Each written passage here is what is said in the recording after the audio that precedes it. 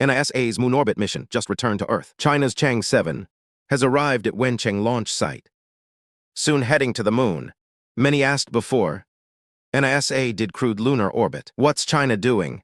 China's lunar probes launched these years outnumber any single other nation. If you think whoever lands humans first wins the race, then you're oversimplifying this competition. Actually compare US-China actions recently. Consider the actions of both China and the US together. What they're really competing for now isn't just who goes first once, but which lunar spots to hold long-term. Instead, which spots on the moon are worth staying on long-term. Who can turn visits into presents? NASA's highlight was post-orbit announcement. Artemis 3 lunar landing canceled. NASA's most noticeable move this time is after looping the moon and returning. But lunar work builds foundation step by step. For bigger things ahead, China's moon program started from scratch. But clear rhythm, orbit first. Map moon thoroughly before landing. Note that although China's lunar program started from scratch, sample and return to Earth, they aim to map the moon as clearly as possible before landing. And research stations. This path lacks excitement, but it's practical. Each step must solidify before next. 2007, Chang'e-1 launched. This route may seem unexciting, but it has a very practical characteristic. Over a year later, Chang'e-2 refined the work. In 2007, ridges to landing zones, data grew precise, maps laid groundwork for landings. 2013, Chang'e-3 achieved soft lunar landing. ISRU rover rolled onto surface steadily. More importantly, what it saw differed from decades of Apollo-based lunar knowledge. For a long time, human moon rock understanding came mainly from Apollo samples, but ISRU detected volcanic rocks, mismatching that sample set. Apollo sites don't represent whole moon. Geologic histories vary by region. Next, China tackled harder task, far side. Moon's far side always faces away. You can't see it from Earth ever.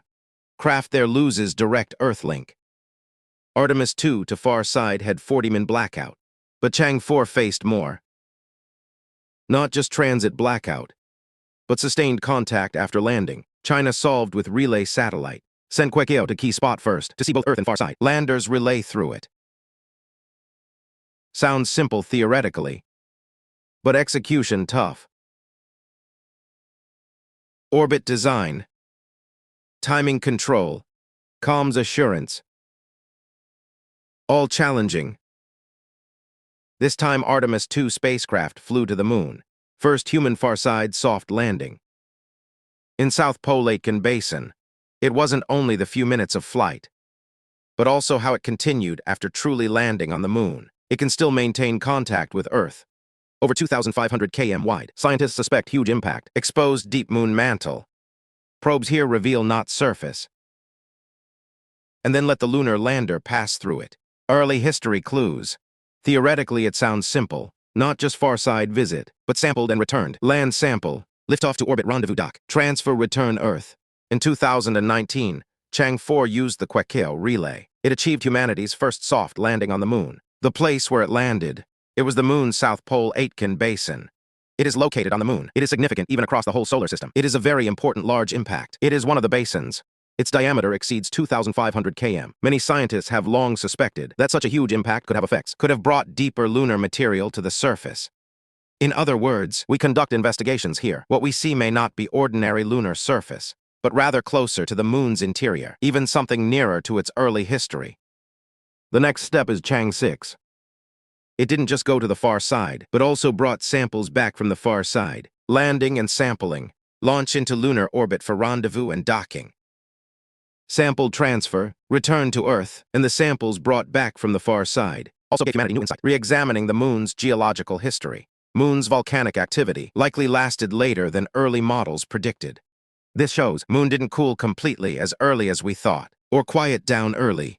Its evolution history longer, and more complex than many thought. Quick review of Chang'e 1 to 6 missions. A brief recap of Chang'e 1 through 6 missions. China's lunar exploration isn't slow, but step-by-step planetary engineering layout. While everyone watches NASA orbit moon. While everyone watches NASA orbit the moon. Per China National Space Administration. According to the China National Space Administration, plans launch this year second half. Target clear, lunar South Pole. Why South Pole? Because moon's axial tilt is small. Sunlight hits South Pole at low angle always. Thus, sunlight hits the South Pole at a very low angle. Crater walls block sunlight completely, possibly no light for extremely long time. Those areas are permanent shadow zones. Their temperature near -200 Celsius, one of solar system's most extreme environments. Temperatures there approach -200 C. Many scientists suspect these permanent shadow zones may hold preserved water ice. Many scientists have long suspected that asteroid impacts bring volatiles to moon. Long preserved water ice may exist. But in sunless deep craters, water hard to escape once inside. It freezes there. But in these permanently shadowed deep craters, for long-term moon stay, it may simply be frozen there. It splits into oxygen and hydrogen. Oxygen for life support, hydrogen for propellant systems. If South Pole has usable water ice, moon becomes future supply point. Water could feed propellant systems. If the lunar South Pole truly has usable water ice, then the moon could become a supply depot. Sending anything up costs high. Moon gravity only 1/6 of Earth's. If get resources on moon, many launch costs change structure. Now you understand. Sending people first. And lunar gravity is about 1/6 of Earth's. Difference in surveying South Pole resources first. So Chang'e-7 targets lunar South Pole. So many launch mission cost structures would chain. Seeing this, you'll understand. Rover plus hopping probe unit, that is jumping detector. This design not for normal areas, but darkest, coldest, hardest spots. Thus Chang'e-7 will target the lunar South Pole. To confirm water ice. Orbit view not enough. Must approach permanent shadow zones. Regular rovers rely on solar power. No sun means power issues. Specifically the darkest, coldest, hardest to reach spots. The reason is simple. Conventional driving in hard. So Chang'e-7 will hop into moon's toughest spots. But typical rovers rely heavily on solar power. South Pole has usable water ice, and those areas' terrain is often steep and fragmented. Of course, resources to using them for base. Still huge gap. This time we must dive into the moon's most difficult to detect region. Day-night temp swings huge. Many areas extreme heat and cold. 1 lunar day equals 28 Earth days. Cycle very long. Plus strong radiation, micrometeorites, regolith dust everywhere. There are resources, and we truly aim to use them to build a lunar base. Fine and hard. Like stuff drilling into equipment gaps. Places suitable for humans have huge day-night temperature swings. Huge test for long-running probes. 1 lunar day equals about 28 Earth days. The cycle is extremely long. Chang'e-8 mission direction clear. Study true survival on moon.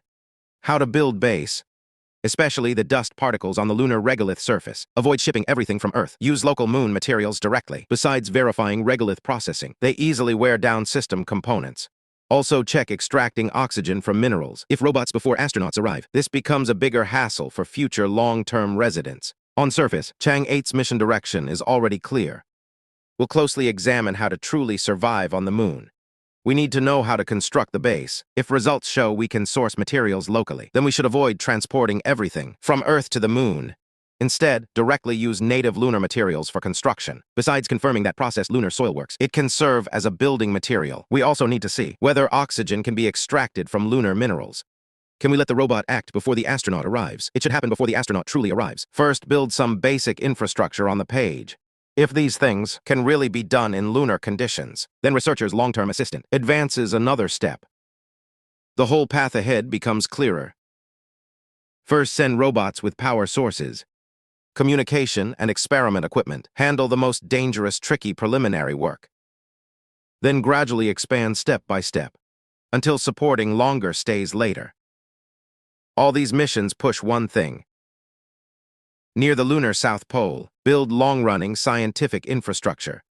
Establish International Lunar Research Station. Lay stable survival foundation for crewed landings. China's first astronauts to moon. Of course important. But that's not the endpoint. Looking back now, from NASA's lunar orbit, just returned and announced delaying landing until China. Chang'e-7 already arrived at Wenchang launch site. Seem like two simultaneous space news. But their focuses differ. Loss aside, more like re-verifying itself. Ability to send people near moon and safely return to Earth. China side, clearly always clearing key nodes for later long-term presence. The moon you see now, no longer like old space race era. Background, but who first figures out resources there, who first turns short visits into long presence, and lunar South Pole. Likely key spot in this lunar exploration round, because what's hidden there? Maybe not next hype, but true foundation for next deep space exploration sake. I'm Lao Mai. See you next in universe. Chang'e-7.